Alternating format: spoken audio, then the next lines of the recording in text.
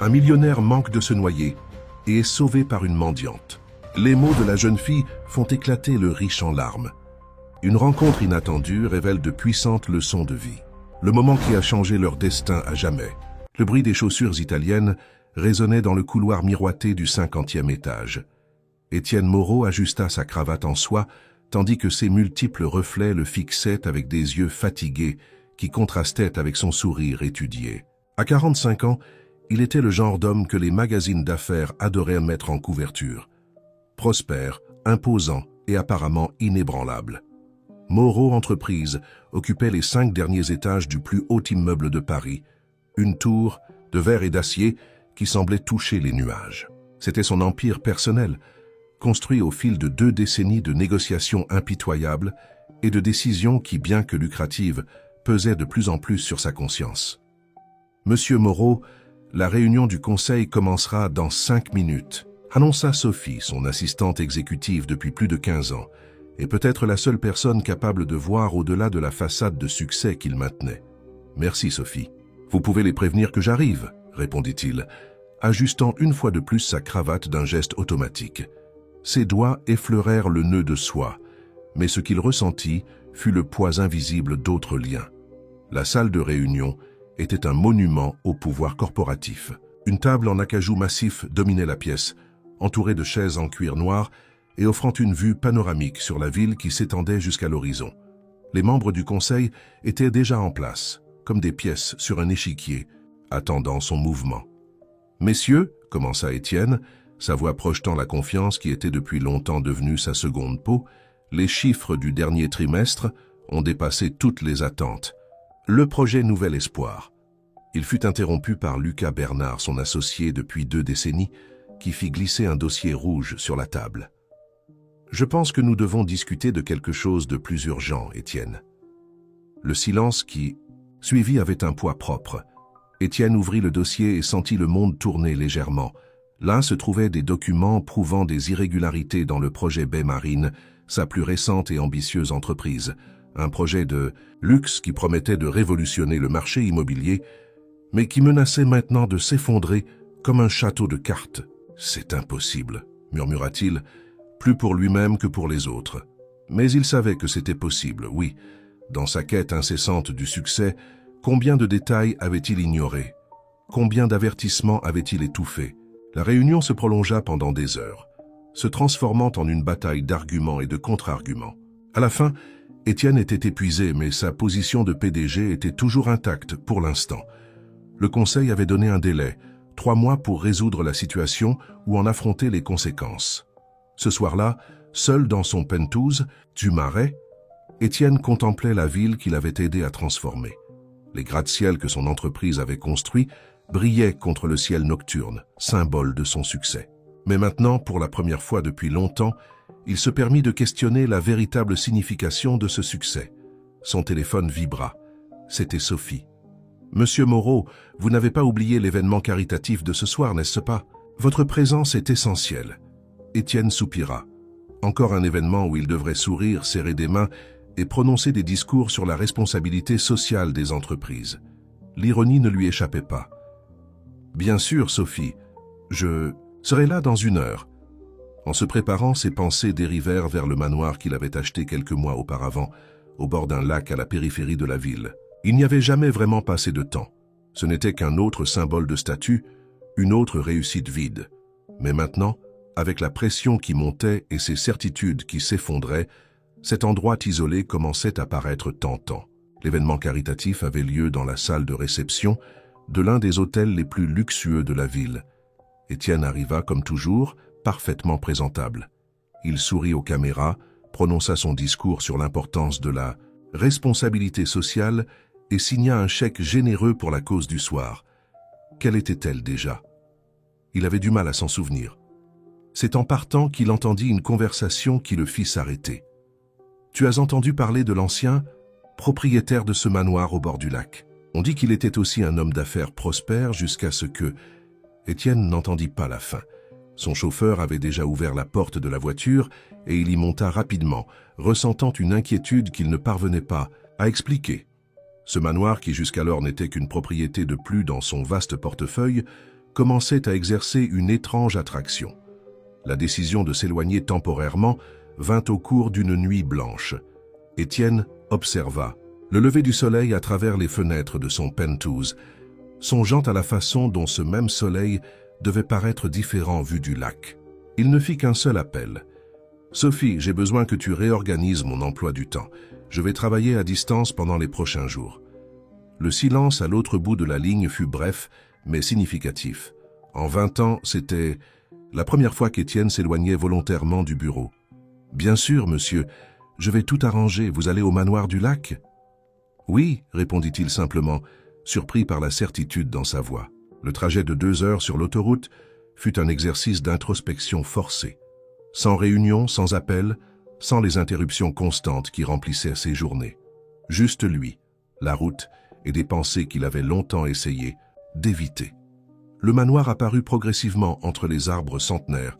C'était une construction impressionnante, mêlant des éléments classiques à des touches modernes, un reflet approprié de son propriétaire actuel. Étienne gara sa Porsche dans le garage spacieux et respira profondément avant d'entrer. L'intérieur était exactement comme sur les photos de l'annonce de vente. Des meubles élégants, des œuvres d'art soigneusement sélectionnées, une cave climatisée avec des étiquettes rares. Tout était impeccable, mais avec cet air légèrement artificiel d'un endroit qui n'est pas vraiment habité. « J'ai besoin d'un verre », murmura-t-il pour lui-même, se dirigeant vers le bar de la salle principale. C'est alors qu'il remarqua quelque chose d'inhabituel. Un vieux bureau en chêne dans un coin qui contrastait avec le décor contemporain. Une fine couche de poussière sur sa surface suggérait que l'équipe de nettoyage avait reçu l'ordre de ne pas y toucher. Intrigué, Étienne s'approcha. Les tiroirs étaient verrouillés, mais une vieille clé pendait d'un fil presque invisible sous le plateau. Ses mains tremblèrent légèrement en tournant la clé dans la serrure. Le premier tiroir contenait de vieux documents, contrats, actes, papiers apparemment sans importance. Mais dans le second, il trouva quelque chose de différent. Un journal relié en cuir, ses pages jaunies par le temps. « Propriété d'Antoine Dubois », disait la première.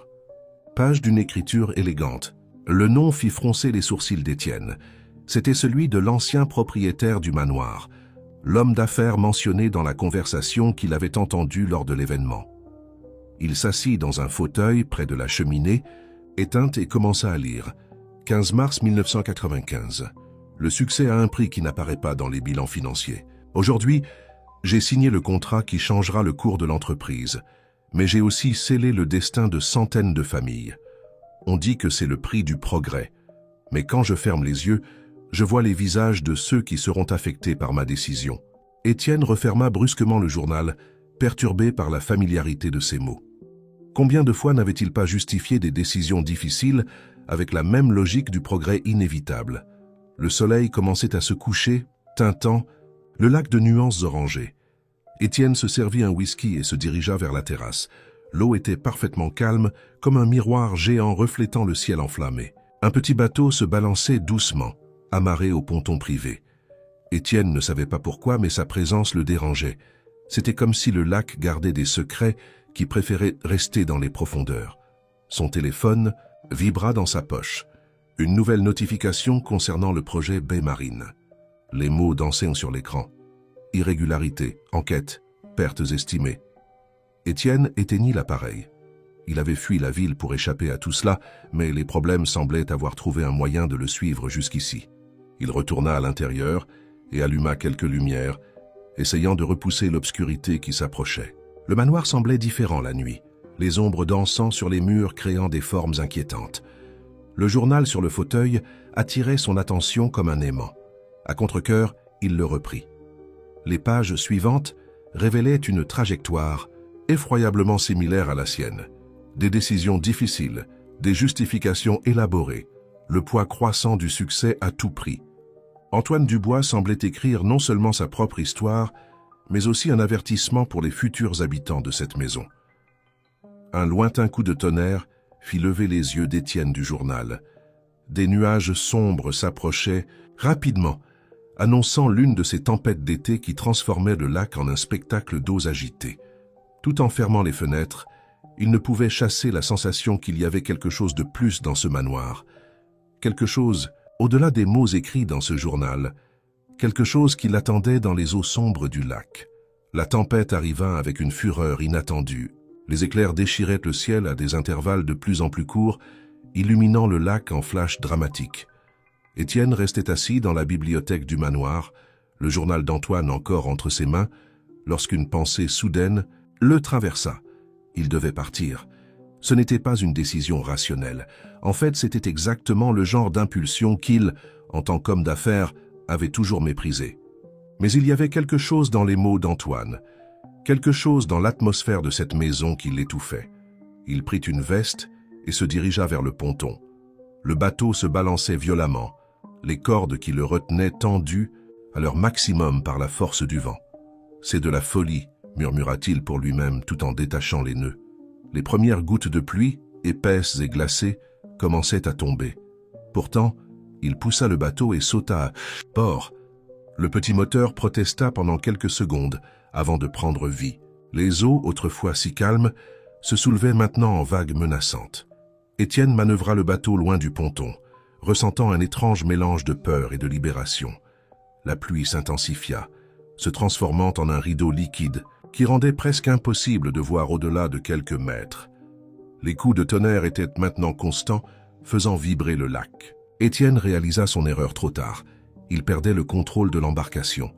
Une vague particulièrement forte frappa le côté du bateau. L'impact le projeta contre le bord et en une fraction de seconde, Étienne se retrouva plongé dans les eaux sombres et glacées du lac. Le choc thermique paralysa ses muscles momentanément. Lorsqu'il réussit à remonter à la surface, le bateau était déjà à quelques mètres hors de sa portée. Il se débattit contre les eaux, essayant de rester à flot. Des années de natation en piscine chauffée ne l'avaient pas préparé à cela. Ses vêtements lourds le tiraient vers le bas. À chaque mouvement, il sentait ses forces l'abandonner. « Accrochez-vous !» La voix traversa la tempête comme l'un des éclairs qui déchiraient encore le ciel. Pendant un instant, Étienne pensa qu'il hallucinait. Mais alors il vit une petite silhouette ramant un bateau en bois en sa direction. « Ici !» cria-t-il, utilisant ses dernières forces. Le bateau s'approcha et une main ferme saisit son bras. Avec une force surprenante, la personne le tira à bord de l'embarcation. Étienne tomba au fond du bateau, toussant et tremblant. « Monsieur, ça va ?» demanda la même voix, maintenant plus proche. Quand il parvint enfin à focaliser sa vision, Étienne fut surpris. Sa sauveuse était une jeune fille qui ne devait pas avoir plus de 15 ans. Ses cheveux sombres étaient trempés, collés à son visage déterminé, et ses yeux marrons l'observaient avec un mélange d'inquiétude et de curiosité. « Oui, ça va, » répondit-il encore essoufflé. « Comment étiez-vous ?»« Kala, j'habite là-bas, » dit-elle en pointant une zone plus éloignée de la rive. « Je vous ai vu partir avec le bateau. Je savais que c'était une mauvaise idée avec cette tempête qui arrivait. » La jeune fille ramait avec habileté, guidant le petit bateau vers la rive. Ses mouvements étaient précis, comme si elle connaissait chaque vague, chaque courant du lac. « Comment tu t'appelles » demanda Étienne tout en essayant de retrouver son souffle. « Claire » répondit-elle simplement, concentrée sur sa tâche. Quand ils atteignirent enfin la rive, Étienne réalisa qu'il n'était pas à son ponton, mais sur une petite plage de gravier. Un chemin étroit montait entre les arbres, menant à une maison simple. « Venez » dit Claire, sautant du bateau avec agilité. « Vous devez vous sécher et vous réchauffer. Mamie a un thé qui guérit tous les rhumes. » Étienne hésita. Toute sa vie avait été construite sur des certitudes, du contrôle, des environnements prévisibles. Mais maintenant, trempé et tremblant, il réalisa qu'il n'avait d'autre choix que de faire confiance à cette jeune fille inconnue. Il suivit Claire sur le chemin escarpé, trébuchant occasionnellement sur les pierres glissantes. La pluie commençait à diminuer, mais le tonnerre grondait encore au loin. Quand ils arrivèrent à la maison, une dame aux cheveux gris les attendait sur le porche, tenant une lampe à huile. « Claire, Dieu merci !» s'exclama la dame. Puis ses yeux se posèrent sur Étienne, et quelque chose dans son expression changea. Étienne Moreau, l'homme d'affaires, encore tremblant de froid, regarda la dame avec surprise. Comment le connaissait-elle? Avant qu'il ne puisse poser la question, Claire intervint. « Mamie, il est tombé dans le lac. Il a besoin de ton thé spécial. »« Bien sûr, répondit la dame, mais ses yeux ne quittaient pas Étienne. Entrez, je vous en prie. Nous avons beaucoup à discuter. Étienne franchit le seuil de la porte, sentant qu'il traversait plus qu'une simple limite physique. L'intérieur de la maison était simple, mais accueillant. Un monde complètement différent des environnements luxueux auxquels il était habitué. Claire disparut dans un couloir, tandis que la dame, qui ne s'était toujours pas présentée, le conduisit à un fauteuil usé près d'un poêle à bois. La vapeur qui s'échappait de la tasse de thé brouillait partiellement la vision d'Étienne, mais il pouvait sentir le regard perçant de la dame posée sur lui. Le silence dans la petite pièce n'était rompu que par le crépitement du bois, dans le poêle, et le son lointain de l'orage qui s'éloignait peu à peu. « Vous ne me reconnaissez pas, n'est-ce pas ?» demanda enfin la dame, sa voix empreinte d'un mélange de résignation et de quelque chose d'autre, de la tristesse peut-être. « Je suis Marie Dubois. J'ai travaillé pour votre famille pendant plus de 20 ans. » Étienne faillit laisser tomber sa tasse. Les souvenirs lui revinrent en un tourbillon. Marie avait été bien plus qu'une employée. Elle faisait presque partie de la famille. Jusqu'à ce jour, Marie, Les mots semblaient inadéquats. Comment expliquer qu'il pensait à elle tous les jours? Que la décision de son père de la licencier injustement avait été l'un des premiers moments où il avait remis en question le poids du succès entrepreneurial.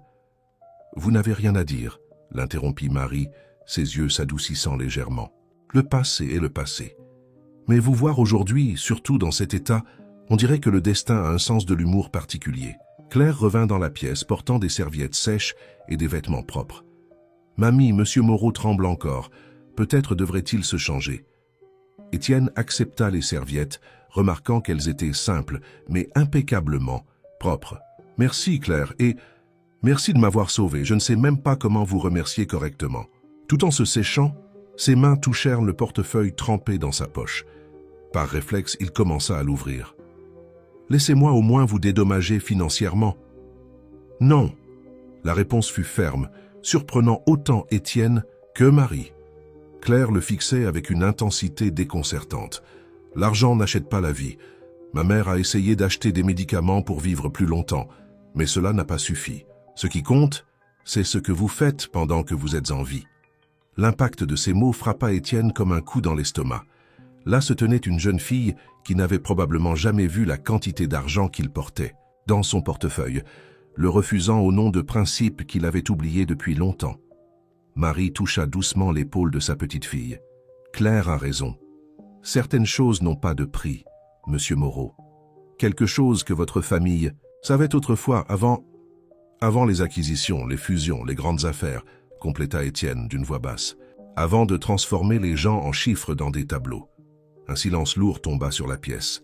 Dehors, la tempête était enfin passée, mais ses effets résonnaient encore dans la petite maison, et en Étienne. « Pourquoi étiez-vous au lac par une nuit pareille ?» demanda Claire, brisant le silence. Sa curiosité semblait sincère, exempte de jugement. Étienne hésita. Comment expliquer le poids de la culpabilité? Les mots dans le journal d'Antoine, l'étouffante sensation que sa vie s'était transformée en une prison dorée. « J'étais en fuite, » admit-il finalement, se surprenant lui-même par son honnêteté.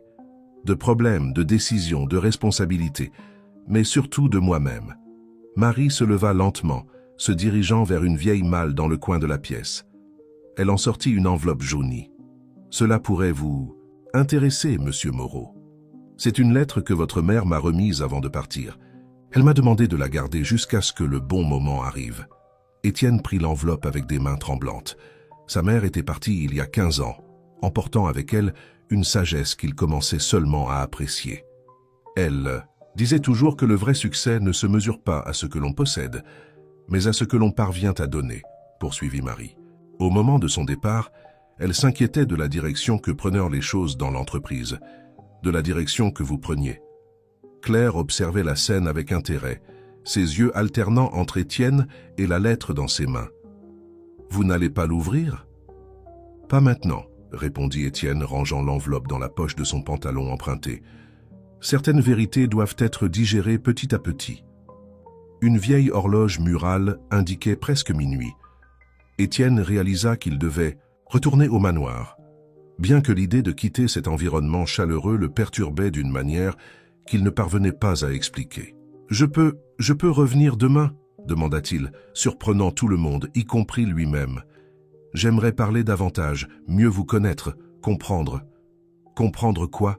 questionna Claire. « Tout, » répondit simplement Étienne. « Comment vous vivez? Pourquoi vous avez choisi de rester ici? Comment vous parvenez à être si authentique ?» Marie et Claire échangèrent un regard. Ce fut la jeune fille qui répondit « Bien sûr, vous pouvez revenir, mais à une condition, pas de tentative de paiement ou de récompense. Ici, vous êtes simplement une personne, pas un homme d'affaires. » Étienne acquiesça, ressentant une étrange légèreté. Alors qu'il se préparait à partir, il remarqua pour la première fois les détails de la maison.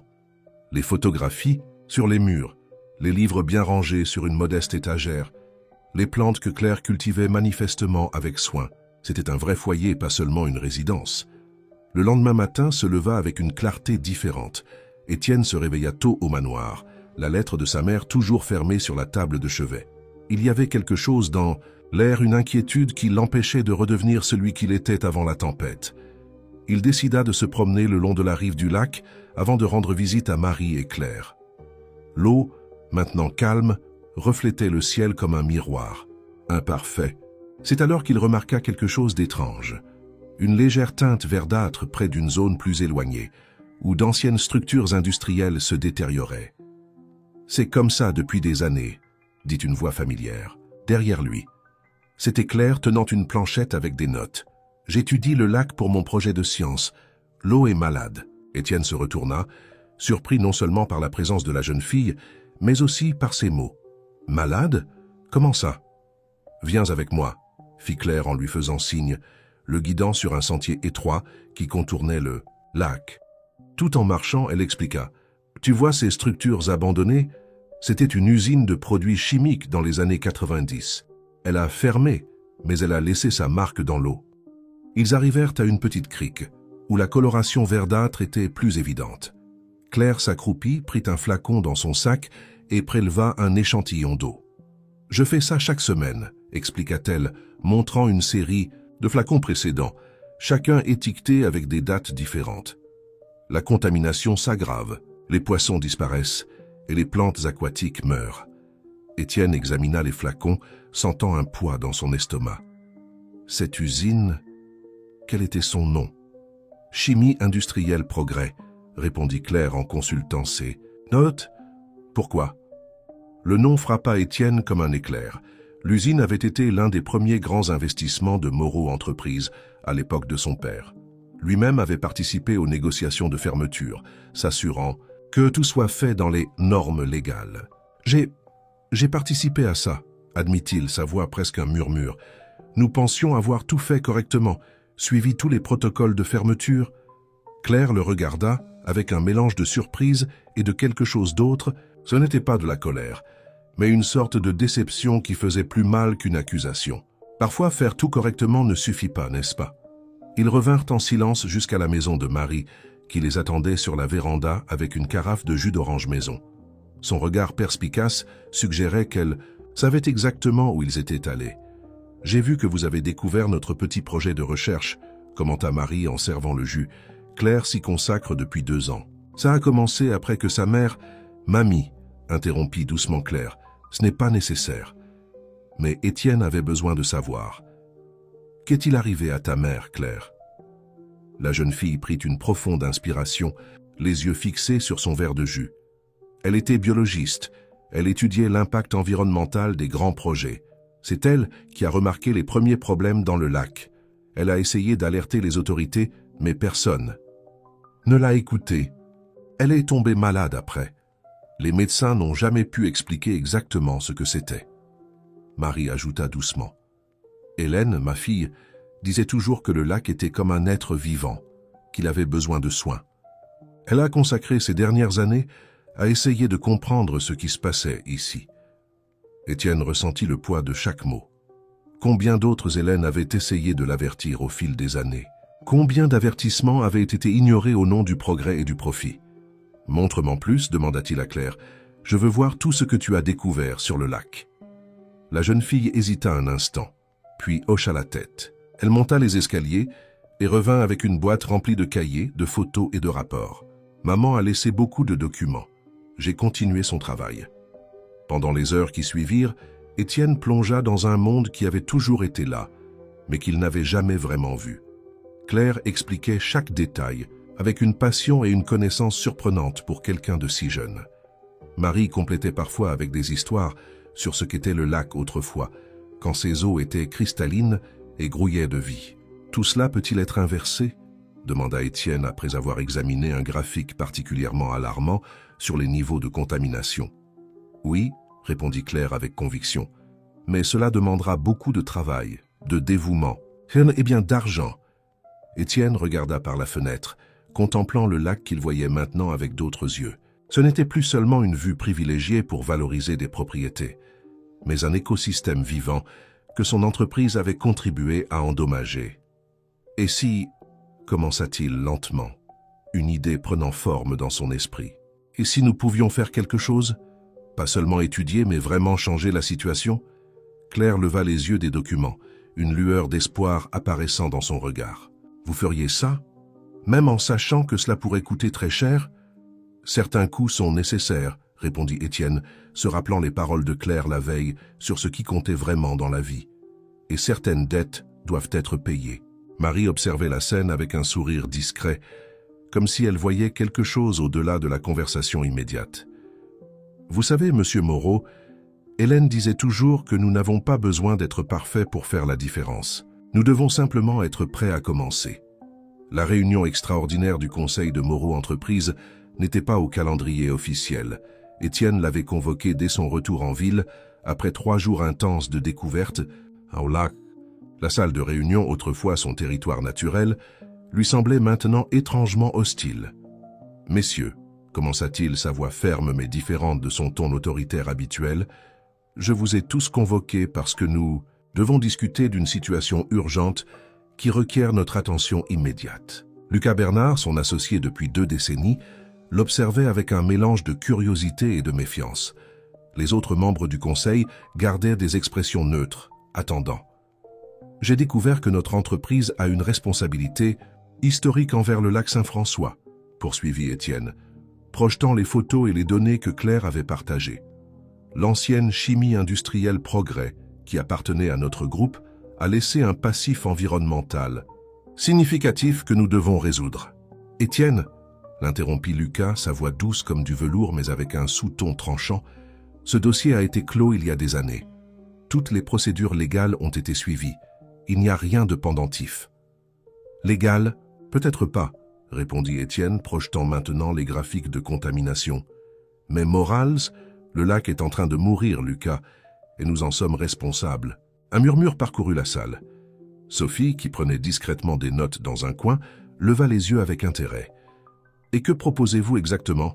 demanda l'un des conseillers les plus anciens.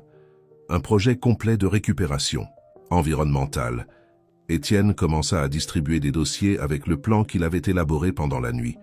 D'abord, une analyse complète de la contamination. Ensuite, une drague contrôlée, un traitement de l'eau, une réintroduction des espèces natives. « Cela coûterait des millions !» s'exclama un autre conseiller. « Justement maintenant, avec la crise de la baie Marine. » « C'est précisément pour cela. » Étienne resta ferme.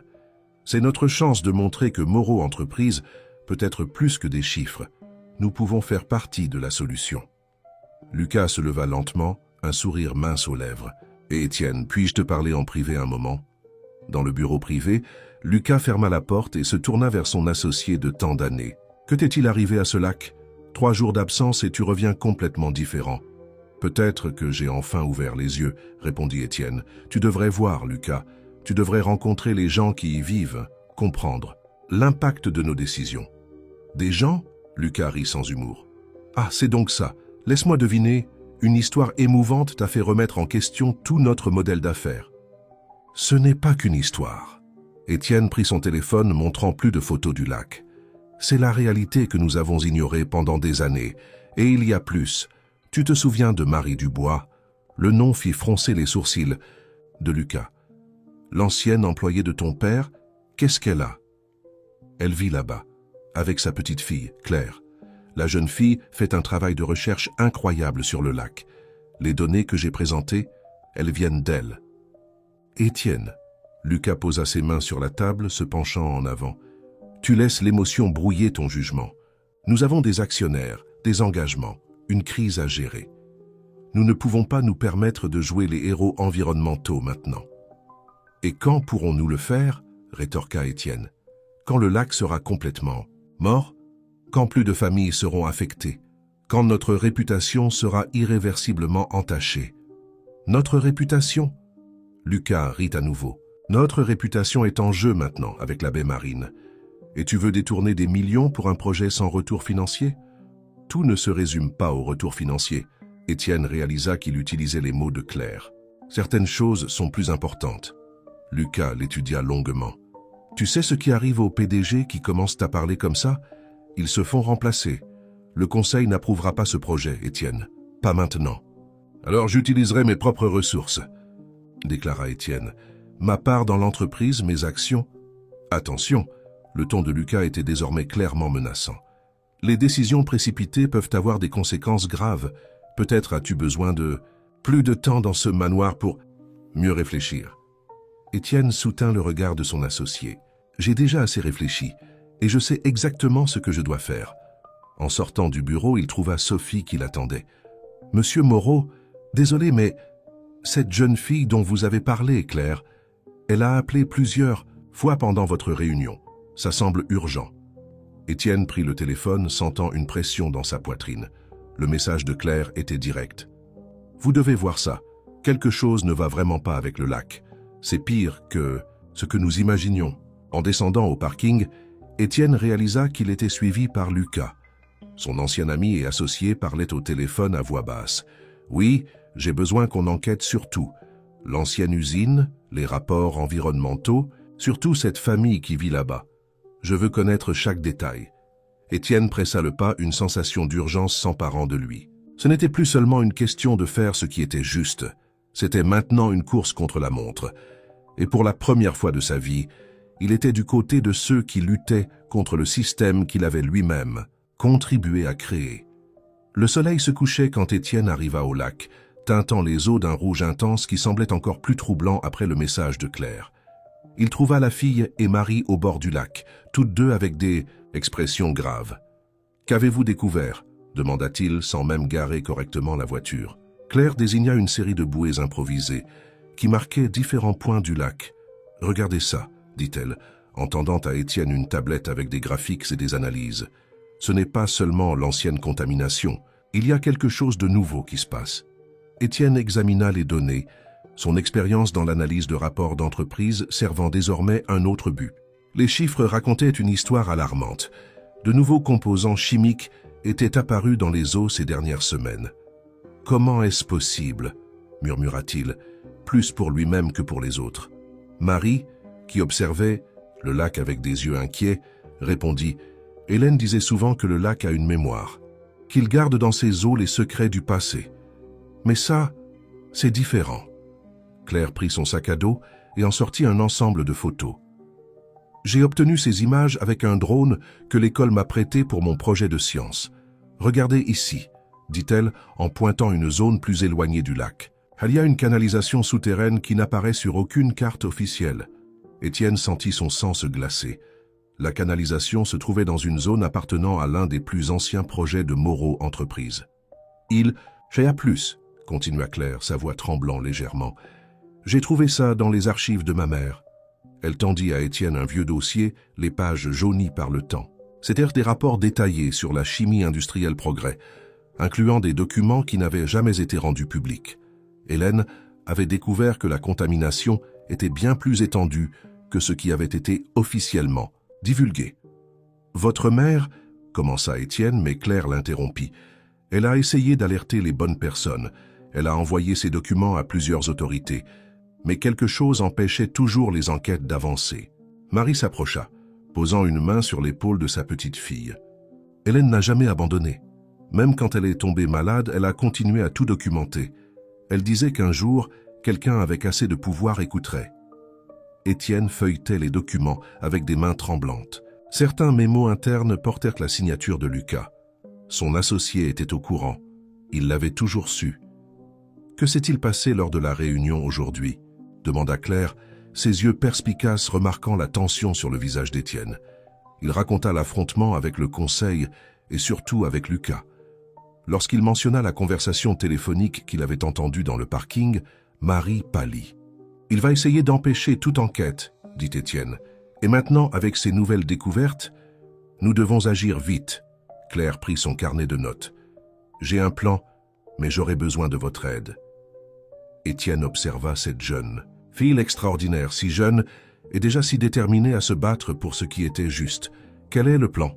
Claire commença à expliquer, dessinant des diagrammes dans son carnet. Son plan était audacieux.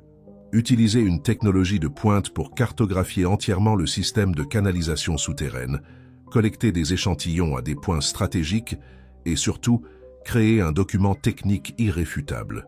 Sur la situation du lac. Si nous faisons cela correctement, expliqua-t-elle, même le conseil de votre entreprise ne pourra pas l'ignorer. Mais nous devons être prudents, avertit Marie. S'il y a une chose que j'ai apprise en travaillant pour des familles puissantes, c'est qu'elles n'aiment pas que leurs secrets soient révélés. Étienne prit son téléphone et passa un appel. « Sophie, j'ai besoin que tu accèdes à certains anciens fichiers de l'entreprise, discrètement. » Il fit une pause, écoutant la réponse. « Oui, je sais que c'est risqué, mais c'est important. » Alors que le ciel s'assombrissait, les trois restèrent au bord du lac, peaufinant le plan. Étienne réalisa qu'il était impliqué dans quelque chose de bien plus grand qu'une simple récupération environnementale. C'était une bataille pour la vérité, pour la justice et, d'une certaine manière, pour la rédemption. « Il y a une chose que je ne comprends toujours pas, » dit Claire tout en organisant ses notes. « Pourquoi maintenant? Pourquoi les niveaux de contamination ont-ils augmenté justement maintenant ?» Étienne avait un soupçon grandissant, mais il avait besoin de plus d'informations pour le confirmer. « Le projet baie marine, » murmura-t-il. « Je dois vérifier quelque chose. » Elle prit son ordinateur portable dans la voiture et commença à analyser les plans du nouveau projet. Après quelques minutes, elle trouva ce qu'elle redoutait. Le projet avait une connexion souterraine avec l'ancienne zone industrielle. « Ils ne font pas que construire, » dit-elle en montrant les plans à Claire et Marie. « Ils essaient de dissimuler des preuves. La construction de la baie marine est un écran de fumée pour quelque chose de bien plus grand. » Le téléphone d'Étienne vibra. C'était un message de Sophie. « J'ai trouvé quelque chose dans les archives, quelque chose d'énorme, mais des gens posent des questions sur mes recherches. Nous devons parler en personne. » « Demain, » décida Étienne en rangeant son téléphone. « Demain, nous commencerons à déterrer toute la vérité. » Claire acquiesça, ses yeux brillants de détermination. « En attendant, je vais préparer l'équipement pour la collecte d'échantillons. Mamie, tu es toujours en contact avec ce professeur. »« De chimie de l'université » Marie sourit. « Oui, je le suis. Et il nous doit quelques faveurs. » Étienne les observa, ressentant un mélange d'admiration et d'inquiétude. Elles étaient sur le point d'affronter des personnes puissantes, des personnes qu'il connaissait trop bien. Mais pour la première fois de sa vie, il sentait qu'il était du bon côté de l'histoire. Le café au centre-ville était presque vide à cette heure matinale. Sophie avait choisi l'endroit avec soin, loin des cercles d'affaires où il pourrait être reconnu. Étienne la trouva assise dans un coin discret, une épaisse chemise sur la table et une expression tendue sur son visage. « Désolé pour la paranoïa, » dit-elle dès qu'Étienne s'assit. « Mais après ce que j'ai découvert, on ne peut pas être trop prudent. » Étienne commanda un café et attendit que la serveuse s'éloigne avant de parler. « Qu'as-tu trouvé ? » « D'abord, il faut que tu saches une chose. » Sophie se redressa sur sa chaise. « Je travaille avec toi depuis 15 ans. J'ai vu beaucoup de choses se passer dans l'entreprise. Des choses que j'ai faim de ne pas voir parce que c'était plus facile comme ça.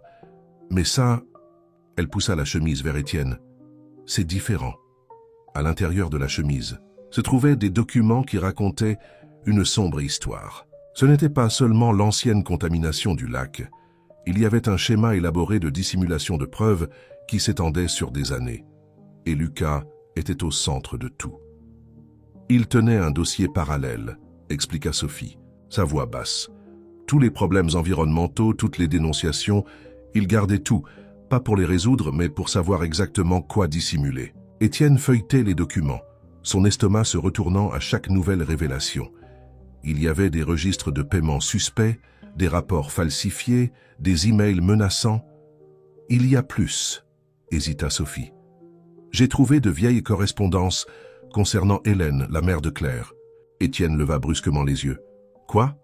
Lucas la surveillait. Il était au courant de ses investigations, des preuves qu'elle rassemblait. Il y a des traces de tentatives pour la persuader d'arrêter. Persuasion? La voix d'Étienne était tendue. Pression professionnelle, offre d'argent, menaces voilées. Sophie respira profondément. Et puis elle est tombée malade, si pratique. Étienne sentit un frisson. Tu sous-entends que... Je ne sous-entends rien, l'interrompit Sophie. Je présente juste les faits. Mais il y a autre chose que tu dois voir. Elle sortit une clé USB de son sac. Ceci contient les vrais plans de baie marine. Ce n'est pas juste un projet de luxe, c'est une opération de nettoyage. Il prévoit de bétonner toute la zone autour du lac, enterrant ainsi toute preuve de contamination. C'est pour ça que les niveaux de toxicité ont augmenté, réalisa Étienne. Les travaux perturbent les sédiments contaminés. Exactement. Et s'ils parviennent à terminer la construction, Sophie laissa la phrase en suspens. Le téléphone d'Étienne vibra. C'était un message de Claire. Nous avons les nouveaux échantillons. C'est pire que ce que nous imaginions. Pouvez-vous venir ici? Je dois y aller, dit Étienne, rangeant soigneusement les documents. Sophie, vous prenez un risque en restant dans l'entreprise. Elle lui adressa un sourire triste.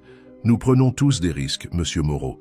La question est de choisir pour quelle cause cela vaut la peine de prendre ces risques. Lorsqu'Étienne arriva au lac, il trouva non seulement Claire et Marie, mais aussi un homme aux cheveux grisonnants, qui se présenta comme le professeur Martin, du département de chimie de l'université. « Votre jeune ami a un talent extraordinaire pour la recherche », commenta le professeur, montrant les résultats des analyses. Ces échantillons révèlent un schéma de contamination qui ne peut être que le résultat d'une activité récente. Claire était radieuse malgré la gravité de la situation. Le professeur Martin a accepté de nous aider à tout documenter officiellement. Avec la crédibilité de l'université derrière nous, cela pourrait être dangereux, interrompit Étienne, pensant aux découvertes de Sophie. La vérité l'est toujours, répondit Marie qui observait le groupe avec un mélange de fierté et d'inquiétude. Mais les mensonges et les secrets peuvent être encore plus dangereux. Étienne regarda chacun d'eux, l'assistante loyale qui avait finalement décidé de prendre position, la jeune scientifique portant l'héritage de sa mère, la grand-mère sage qui n'avait jamais perdu sa dignité, le professeur idéaliste prêt à aider. Il réalisa qu'il n'était plus seul dans ce combat. « Il y a quelque chose que vous devez savoir, dit-il, posant le dossier de Sophie sur la table de la cuisine de Marie. À propos d'Hélène, alors qu'il partageait les découvertes, il observa particulièrement Claire et Marie. Leurs expressions passèrent de la surprise à la douleur, puis à la détermination. « Alors c'est pour ça, » murmura Claire, ses mains tremblant légèrement. « Maman savait, elle savait, tout. » Marie serra sa petite fille dans ses bras, des larmes silencieuses coulant sur son visage. « Ta mère était une guerrière, Claire, et maintenant, nous savons que son combat n'a pas été vain. » Le professeur Martin tout sauta, rompant le moment émouvant. « Si nous voulons agir, nous devons faire vite. Plus le temps passe, plus les preuves sont enterrées, » compléta Étienne. Son téléphone vibra à nouveau. C'était un message de Lucas. « Nous devons parler. » Dernière chance de faire ça à l'amiable. Étienne montra le message aux autres. Claire fut la première à parler. « Qu'allez-vous faire ?»« Je vais le retrouver, » décida Étienne. « Mais pas avant d'être sûr que toute la vérité est en sécurité. » Le professeur Martin approuva. « Je peux préparer un rapport préliminaire pour demain, avec les échantillons et les documents que vous avez... » « Non, » interrompit Claire. « Nous avons besoin de plus. Nous devons montrer les tuyaux actifs, prouver que ce n'est pas seulement un problème du passé. »« C'est trop risqué, » protesta Étienne. « Ce qui est plus risqué, c'est de laisser cela continuer, » répondit Claire, ses yeux brillants de la même détermination que sa mère avait dû avoir. « Professeur, avez-vous toujours accès à cet équipement d'analyse sous-marine dont vous avez parlé ?» Le matin était particulièrement froid lorsque le petit bateau glissa sur les eaux du lac. Claire maniait avec dextérité l'équipement de sonar prêté par le professeur Martin, tandis qu'Étienne observait la rive avec appréhension. Ils n'avaient que quelques heures avant leur rencontre avec Lucas. « Il y a quelque chose ici !» s'exclama Claire, ajustant les réglages de l'appareil. L'écran montrait une structure irrégulière sous l'eau, près de l'endroit où les travaux de la baie marine avaient commencé. « Nous pouvons utiliser le drone sous-marin pour mieux voir. » suggéra le professeur Martin, qui les accompagnait dans l'expédition. Avec des mouvements précis, il prépara le petit dispositif qui permettrait de visualiser ce qui se trouvait dans les profondeurs du lac. Les images qui commencèrent à apparaître sur l'écran de l'ordinateur portable étaient troublantes. Un réseau de tuyaux anciens s'entrelaçait avec des structures plus récentes, clairement installées récemment. « Ils utilisent l'ancien système », murmura Étienne, reconnaissant le motif. « Ils ont profité de l'infrastructure de l'époque de l'usine pour déverser plus de polluants, » compléta Claire, ses yeux fixés sur l'écran. « Et regardez ça, les nouveaux tuyaux portent le logo de la baie marine entreprise. » Le professeur collectait des échantillons méthodiquement, étiquetant chaque flacon avec une précision scientifique. Avec cela et les images, nous aurons des preuves irréfutables de l'activité actuelle. Un bruit de moteur fit se retourner tout le monde. Un bateau plus grand approchait, et Étienne reconnut immédiatement la silhouette de Lucas à la proue. « Continuez !» chuchota Étienne aux autres. « Je vais le distraire. » Le bateau de Lucas se rangea à côté du leur, son moteur puissant, créant des vagues qui faisaient tanguer la petite embarcation. Quelle scène touchante! La voix de Lucas dégoulinait de sarcasme.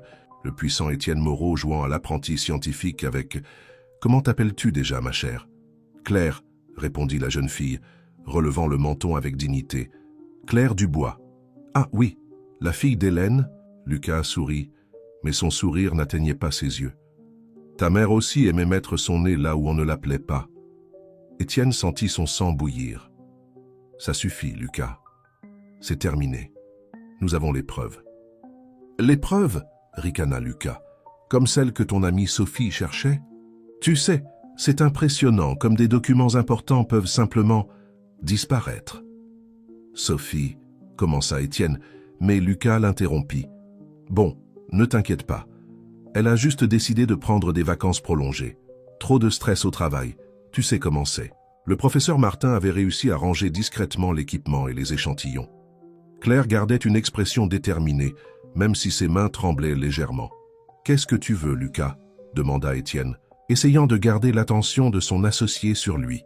« Je veux que tu sois raisonnable, Étienne. Regarde autour de toi. » Lucas gesticula en direction des rives du lac, où les travaux de la baie marine étaient déjà visibles. « Tu sais combien d'argent est impliqué dans ce projet?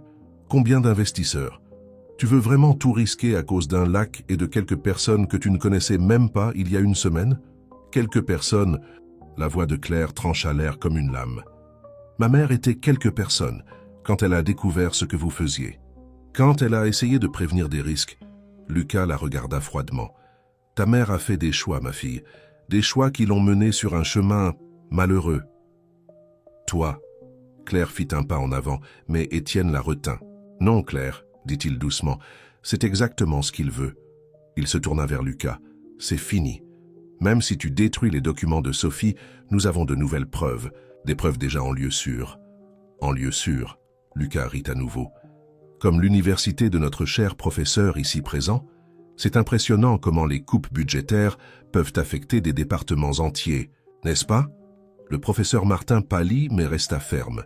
Il y a des choses plus importantes que l'argent, monsieur Bernard. Touchant, Lucas vérifia sa montre de luxe. Bon, je vais vous donner une dernière chance. Nous avons une réunion du conseil dans 2 heures. Étienne, tu vas te présenter et annoncer ton retrait temporaire pour raison de santé. Le projet baie marine continuera comme prévu. Et si je ne me présente pas? Alors je devrais expliquer au conseil comment notre PDG a apparemment perdu la raison, en s'associant à, des éléments douteux, compromettant potentiellement des informations confidentielles de l'entreprise. Claire fouilla dans son sac et en sortit quelque chose qui fit retenir son souffle à Étienne, le journal de sa mère. Des éléments douteux? Elle ouvrit le journal à une page spécifique, comme ceux que votre entreprise a soudoyés en 1995. Tout est là, avec des noms, des dates, des montants. Pendant un instant, Lucas perdit son calme. « Où as-tu... » « Ma mère n'était pas idiote, » continua Claire. « Elle a gardé des copies de tout. Et contrairement à vos documents, monsieur Bernard, les siens ne peuvent pas simplement disparaître. » Étienne observait la scène avec un mélange de fierté et d'inquiétude. Claire avait beaucoup grandi depuis la jeune fille qui l'avait sauvée de la tempête. Maintenant, elle sauvait quelque chose de bien plus grand. 2 heures, Étienne. dit finalement Lucas en démarrant le moteur de son bateau. Faites le bon choix. Alors que le bateau de Lucas s'éloignait, le professeur Martin poussa un soupir de soulagement. Nous devons agir vite. J'ai un ami au parquet environnemental. Non, interrompit Claire. D'abord, nous devons montrer cela à quelqu'un qui peut faire la différence immédiatement. Étienne la regarda, intrigué. Qui? Votre sœur, répondit Claire. L'activiste sociale qui a coupé les ponts avec la famille. Grand-mère m'a parlé d'elle, et je pense qu'il est temps pour une réunion de famille. L'Institut Nouveau Chemin occupait un ancien manoir au centre de la ville. L'endroit, qui avait autrefois été le siège d'une importante famille du XIXe siècle, servait maintenant de base à divers projets sociaux et environnementaux. Étienne arrêta sa voiture devant le portail, observant la bannière qui annonçait « Coordination ». « Béatrice Moreau, tu es sûre de toi ?» demanda-t-il à Claire qui avait insisté pour l'accompagner. « Votre sœur est respectée dans toute la communauté environnementale », répondit la jeune fille. Maman avait plusieurs coupures de presse sur son travail. Étienne respira profondément et sortit de la voiture. Les 5 dernières années depuis qu'il avait vu Béatrice pour la dernière fois semblaient une éternité. Ces mots ce jour-là résonnaient encore dans son esprit. « Tu es devenu exactement ce que nous avons toujours critiqué, Étienne. » La réceptionniste de l'Institut ouvrit de grands yeux en le reconnaissant. « Monsieur Moreau, Laissez-moi vérifier si docteur Béatrice peut vous recevoir. » « Dites que c'est urgent, » ajouta Claire, « et que cela concerne le lac Saint-François. » Quelques minutes plus tard, ils furent conduits à une pièce au 2e étage. Béatrice se tenait debout près de la fenêtre, sa silhouette se découpant contre la lumière du matin. À 42 ans, elle conservait la même posture élégante de sa jeunesse, mais ses yeux portaient le poids de nombreuses batailles. « Alors, » se retourna-t-elle, fixant son frère, « le tout-puissant Étienne Moreau daigne enfin me rendre visite. Et il a de la compagnie. »« Bia » commença Étienne, utilisant le surnom d'enfance de sa sœur. « Nous avons besoin de ton aide. »« Mon aide » rit-elle sans humour. « Après toutes ces années à ignorer mes avertissements sur les pratiques de l'entreprise, après avoir tourné le dos à tout ce que nos parents nous ont enseigné. S'il vous plaît, » interrompit Claire, faisant un pas en avant. « Je suis Claire Dubois. Ma mère était Hélène Dubois. » Le nom fit tressaillir Béatrice. Hélène. Je l'ai connue. Elle a fait un travail incroyable en documentant les problèmes du lac, jusqu'à ce qu'elle tombe malade, compléta Claire. Mais elle a tout enregistré. Et maintenant, nous avons plus de preuves. Des preuves que la contamination continue. Pendant l'heure qui suivit, Claire et Étienne présentèrent toutes les preuves. Les documents de Sophie, les analyses du professeur Martin, les images du drone sous-marin, le journal d'Hélène. Béatrice écoutait avec une attention croissante, prenant occasionnellement des notes. « Lucas a donné un ultimatum, » conclut Étienne. « J'ai moins d'1 heure pour me présenter à la réunion du conseil et me retirer volontairement. » Béatrice se leva et se dirigea vers un mur couvert de photos. Parmi elles, Étienne en reconnut une ancienne, lui et sa sœur encore enfants, assis au bord du même lac, qu'ils luttaient maintenant pour sauver. « Tu te souviens de ce que papa disait toujours ?» demanda-t-elle, touchant la photographie. « Le véritable héritage n'est pas ce que nous construisons, mais ce que nous préservons. »« Je m'en souviens, » répondit Étienne doucement.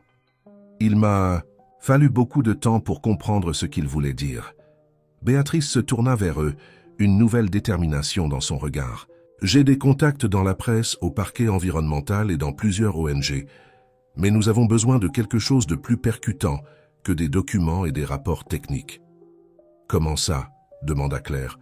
« Nous devons montrer le visage humain de cette histoire, » expliqua Béatrice. « Les gens, les familles touchées, le combat d'Hélène. »« La réunion du conseil, » murmura Étienne, une idée prenant forme. « Et si, au lieu de m'éloigner en silence, tu transformais tout en un moment de vérité, » compléta Béatrice, un sourire apparaissant sur ses lèvres. « J'ai encore accès aux actions que j'ai héritées de la famille. En tant qu'actionnaire, je peux exiger une participation. » Claire prit son téléphone. « Je vais appeler grand-mère et le professeur Martin. Ils peuvent rassembler plus de gens de la communauté. »« Lucas ne va pas faciliter les choses, » avertit Étienne. « C'est pourquoi nous devons agir sur plusieurs fronts, » répondit Béatrice, tapant déjà des messages sur son portable. « Pendant que tu affrontes le conseil, je vais activer mes contacts. Au moment où Lucas réalisera ce qui se passe, Il sera trop tard, compléta Claire, ses yeux brillants d'espoir. Étienne regarda sa sœur, voyant en elle non seulement la militante déterminée, mais aussi la jeune fille avec qui il avait partagé des rêves de changer le monde. « Tu me pardonnes, bien, pour toutes ces années ?» Elle l'interrompit par une étreinte soudaine. « L'important, c'est que tu aies enfin compris, et il est encore temps de faire la différence. Nous avons 40 minutes, annonça Claire, consultant sa montre. Que devons-nous faire en premier ?» Béatrice sourit, un sourire qui rappelait beaucoup celui de sa mère. « D'abord, nous allons montrer à Lucas Bernard que certaines histoires ne peuvent pas être enterrées et que certaines familles ne peuvent pas être divisées. » Alors qu'ils élaborèrent le plan, Étienne réalisa que sa transformation était complète. Ce n'était plus seulement une question de faire ce qui était juste, c'était se reconnecter à ce qu'il aurait dû être depuis le début. Le hall du bâtiment de Moreau Entreprises grouillait d'une agitation inhabituelle. Des groupes de personnes qui ne fréquentaient normalement pas l'environnement corporatif, des habitants de la région du lac, des militants écologistes, des journalistes, commençaient à se rassembler au rez-de-chaussée. Béatrice avait fait son travail avec une précision chirurgicale. Dans l'ascenseur panoramique, montant vers le dernier étage, Étienne ajusta sa cravate tandis que Claire l'observait. La jeune fille avait insisté pour l'accompagner, portant une mallette contenant toutes les preuves. « Nerveux ?» demanda-t-elle. « Curieusement, non, » répondit Étienne. « Pour la première fois depuis longtemps, je sais exactement ce que je dois faire. » Les portes de l'ascenseur s'ouvrirent directement dans la salle du conseil. Lucas était déjà là, avec les autres conseillers, son sourire confiant vacillant légèrement en voyant Claire. « Étienne, heureux que vous ayez décidé d'être raisonnable, » dit Lucas, ignorant délibérément la présence de la jeune fille. « Messieurs, pouvons-nous commencer ?»« Pas encore. » La voix de Béatrice résonna depuis la porte. Elle entra suivie de Marie et du professeur Martin. « En tant qu'actionnaire de l'entreprise, j'exige mon droit de participation à cette réunion. » Lucas pâlit. « C'est une réunion privée du conseil. Vous ne pouvez pas simplement... »« Je le peux, » interrompit Béatrice, posant des documents sur la table. « Et comme vous pouvez le voir, je ne suis pas seul. Nous avons ici des représentants de la communauté, du monde académique et de la presse, tous très intéressés par ce qui est sur le point d'être discuté. » Étienne prit sa place à la tête de la table. Non pas comme le PDG autoritaire qu'il avait l'habitude d'être, mais comme quelqu'un qui avait enfin trouvé sa véritable voie. « Messieurs, » commença-t-il, « pendant des années, nous avons construit cette entreprise sur une base de succès apparent. Mais aujourd'hui, nous devons faire face à une vérité dérangeante. Ce succès a un prix qui n'apparaît pas dans nos bilans. » Il fit un signe, et Claire commença à distribuer les dossiers contenant les preuves. Le professeur Martin connecta son ordinateur portable au projecteur, affichant les images du drone sous-marin. « Comme vous pouvez le voir, » poursuivit Étienne, « nous ne faisons pas seulement face à un passif environnemental historique. Il y a une opération active et délibérée, de contamination en ce moment même, directement liée au projet Baie Marine. »« C'est ridicule !» explosa Lucas, se levant. « Ces accusations sont infondées et infondées ?» Et Claire fit un pas en avant, ouvrant le journal de sa mère. Comment expliquer alors ces enregistrements? Les paiements, les menaces, la dissimulation systématique des preuves. Un des conseillers les plus anciens ajusta ses lunettes, examinant les documents avec une inquiétude croissante. « Cela est très grave, Lucas, si c'est vrai. »« Si », et la voix de Marie résonna pour la première fois, chargée d'émotion. « Ma fille a consacré sa vie à révéler cette vérité, et vous savez très bien ce qui lui est arrivé. » Le silence qui suivit fut assourdissant. Béatrice profita du moment pour faire son mouvement. « En ce moment, annonça-t-elle, des équipes de journalistes sont au rez-de-chaussée, accompagnées de procureurs environnementaux. Nous avons également des manifestants pacifiques, des habitants de la région et des représentants d'ONG. Tous attendent de savoir comment Moreau Entreprises va gérer cette crise. » Lucas regarda autour de lui, réalisant qu'il perdait le contrôle de la situation.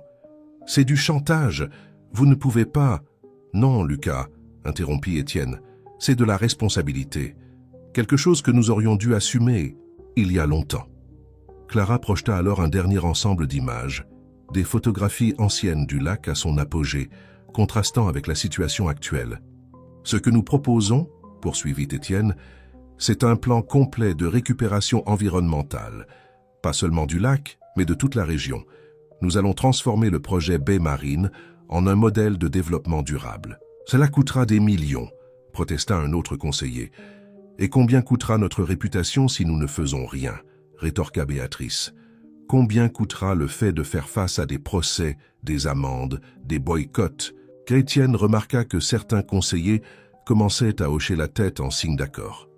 Même les plus réticents semblaient apercevoir l'inévitabilité de la situation. Lucas, cependant, n'abandonnerait pas facilement. « Vous ne comprenez pas? Cela détruira l'entreprise. Des années de travail, d'investissement. »« Non, Lucas, » dit Étienne, sa voix ferme. « Cela sauvera l'entreprise, d'elle-même, si nécessaire. » C'est à ce moment que Sophie entra dans la pièce, portant un dernier dossier. « Désolé pour le retard, mais je pense que vous devez voir ça aussi. » Lucas ouvrit grand les yeux en voyant l'assistante qu'il croyait avoir neutralisée. Elle sourit, posant d'autres documents sur la table. « Les vacances forcées ont un côté positif, » commenta-t-elle. « Elles m'ont donné le temps de tout organiser correctement. » Le conseil avait maintenant devant lui un tableau complet des actions de Lucas au fil des années. Il n'y avait plus moyen de nier ou de cacher la vérité. Les heures qui suivirent la confrontation au conseil furent intenses. Le hall du bâtiment s'était transformé en une salle de presse improvisée, où Béatrice, avec son expérience en communication, coordonnait les informations qui seraient divulguées. Étienne, pour la première fois de sa carrière, parlait avec une totale transparence des erreurs du passé et des plans pour l'avenir. « Moreau Entreprises assume sa responsabilité », déclara-t-il aux journalistes. Non seulement pour les dommages causés, mais aussi pour l'engagement envers la récupération totale du lac et de la région. Claire était à ses côtés, représentant la communauté locale et l'héritage de sa mère. Sa présence donnait un poids particulier aux paroles d'Étienne. Elle était la preuve vivante que le changement était possible et nécessaire. Dans le bureau de la présidence, maintenant transformé en centre d'opération, Marie observait l'agitation avec un mélange de soulagement et d'inquiétude. « Hélène serait fière, dit-elle à Sophie, qui organisait les documents à envoyer aux autorités, mais aussi préoccupée par ce qui nous attend. Le conseil est en session permanente. » Informa Sophie, vérifiant ses notes. « Certains membres ont démissionné, d'autres exigent un audit complet. Lucas n'a pas eu d'autre choix que de se retirer, » compléta Étienne, entrant dans la pièce après l'interview. Les preuves étaient irréfutables. Le professeur, Martin arriva précipitamment, portant de nouveaux résultats d'analyse. « Nous devons agir rapidement au niveau du lac. La contamination récente causée par les travaux de la baie marine pourrait avoir des effets plus graves que nous ne l'imaginions. Je suis déjà en contact avec les meilleures entreprises de récupération environnementale, » dit Béatrice, rejoignant le groupe. « Mais cela coûtera bien plus que ce que le budget initial prévoyait. » Étienne s'approcha de la fenêtre, observant le lac au loin. « Je vais vendre la propriété, » déclara-t-il, « et d'autres biens personnels.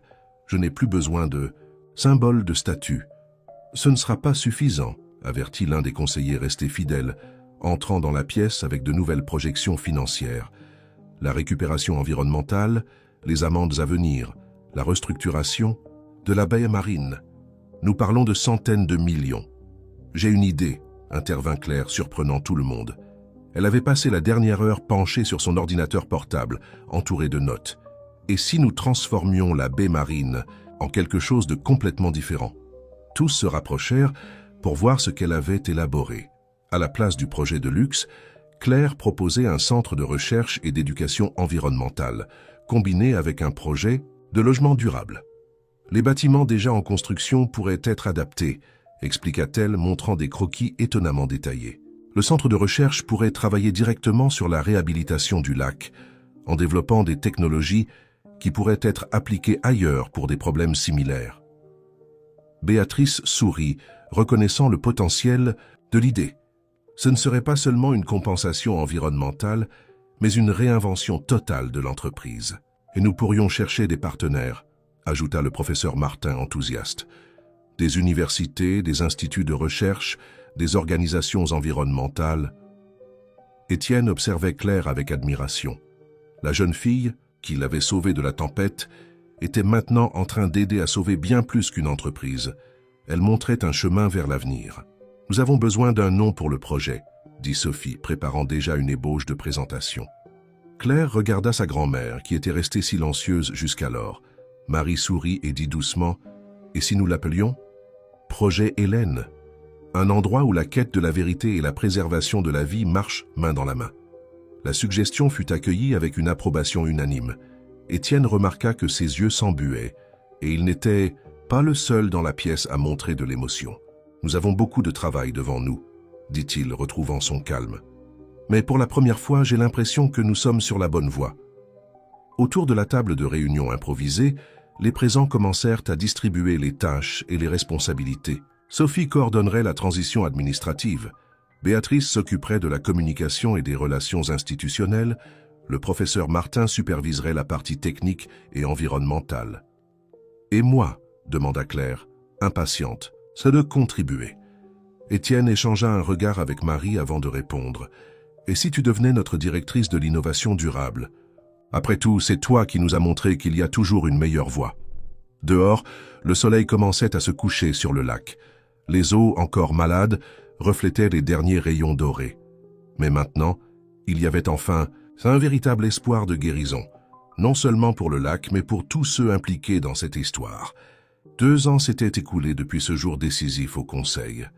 Le lac, autrefois agonisant, commençait à montrer des signes clairs de rétablissement.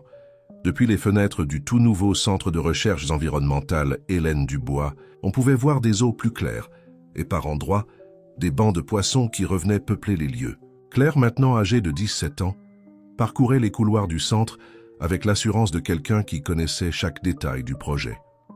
Sous sa coordination, le programme de surveillance environnementale était devenu une référence nationale, attirant des chercheurs et des étudiants de tout le pays. « Les derniers résultats sont arrivés », annonça-t-elle en entrant dans le bureau d'Étienne, qui n'était plus seulement le PDG d'une entreprise de construction, mais le directeur d'un projet bien plus vaste. La qualité de l'eau s'est améliorée de 70% par rapport à il y a 2 ans. Étienne sourit, se rappelant comment tout avait commencé. L'ancien manoir, transformé en centre d'accueil, recevait régulièrement des groupes d'étudiants et d'écologistes désireux de découvrir le processus de réhabilitation du lac.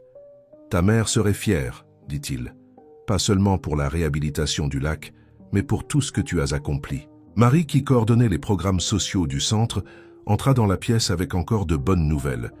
Les dernières familles du projet de logement durable ont reçu leur maison aujourd'hui. C'est incroyable de voir comment l'ancien projet de la baie marine s'est transformé en quelque chose de si spécial. Le complexe, qui devait initialement être un quartier résidentiel de luxe, abritait désormais un modèle innovant de communauté durable. Les bâtiments équipés de technologies vertes servaient à la fois de logement et de laboratoire vivant pour les pratiques environnementales. Béatrice apparut à la porte, accompagnée du professeur Martin. Devinez qui vient de confirmer sa présence pour le symposium international du mois prochain, 3 des plus grands experts en réhabilitation des écosystèmes aquatiques. Et ce n'est pas tout, ajouta le professeur, les yeux brillants d'enthousiasme. Notre méthode de décontamination a été approuvée pour être répliquée dans d'autres lacs à travers le monde. Sophie, devenue directrice administrative du centre, entra avec une liasse de documents. Les chiffres du dernier trimestre sont arrivés. Le centre n'est pas seulement autosuffisant, mais il génère également des ressources pour de nouveaux projets. Étienne observa ce groupe qui était devenu une véritable famille. Chacun d'eux portait une part essentielle de la transformation qui avait changé non seulement le lac, mais aussi leur propre vie. « Et si on faisait une promenade ?» suggéra Claire, pointant du doigt le lac. Le groupe se dirigea vers le ponton rénové, où un bateau très spécial les attendait. Le même petit bateau en bois que Claire avait utilisé pour sauver Étienne lors de cette nuit d'orage. Maintenant restauré, il servait de rappel constant de la manière dont de petits actes de courage pouvaient déclencher de grands changements. Alors qu'il naviguait doucement sur les eaux calmes, Claire désigna un groupe d'oiseaux qui étaient revenus dans la région. « La nature a un pouvoir incroyable de régénération », commenta-t-elle. « Parfois, elle a juste besoin d'une chance. Et de gens prêts à se battre pour elle », ajouta Béatrice, échangeant un regard significatif avec son frère. Étienne sortit de sa poche une enveloppe jaunie, la lettre de sa mère que Marie lui avait remise 2 ans auparavant. Il l'avait, enfin lue. y trouvant non seulement des souvenirs, mais une sorte de prophétie de ce qu'il vivait maintenant. Maman disait toujours, jallut-il à voix haute, que le vrai succès ne réside pas dans ce que nous construisons pour nous-mêmes, mais dans ce que nous préservons pour les autres. Le soleil commençait à se coucher à l'horizon, peignant le ciel de teintes orangées et roses qui se reflétaient sur les eaux du lac. C'était une vision bien différente de celle de la nuit d'orage qui avait tout changé. « Vous savez ce qui m'impressionne le plus ?» dit Marie, rompant le silence contemplatif. « Comment une histoire qui a commencé dans tant d'obscurité a pu apporter autant de lumière ?» Claire sourit tenant la main de sa grand-mère. « Je crois que c'est ainsi que le changement se produit, mamie. Pas d'un coup, mais petit à petit, comme l'aube. » Le bateau glissait doucement, passant près de l'endroit où, des années auparavant, Étienne avait failli se perdre dans les eaux sombres. Maintenant, ce même endroit était un symbole de renaissance, non seulement pour le lac, mais pour tous ceux qui avaient été touchés par son histoire. « Et penser que tout a commencé avec une tempête » murmura Étienne. « Non, corrigea Claire, ses yeux brillants de la sagesse qu'elle avait héritée de sa mère. Ça a commencé par un choix. Le choix de faire la différence, quel qu'en soit le prix. » Le groupe resta sur le lac jusqu'à ce que les premières étoiles apparaissent dans le ciel. Le centre de recherche brillait au loin, ses lumières se reflétant sur les eaux désormais propres, un phare d'espoir et de transformation qui continuerait à éclairer le chemin pour les générations futures. Parce que certaines histoires, comme celle-ci, ne se terminent jamais vraiment. Elles se transforment simplement, tout comme le lac, en quelque chose de nouveau et de plus beau à chaque aube.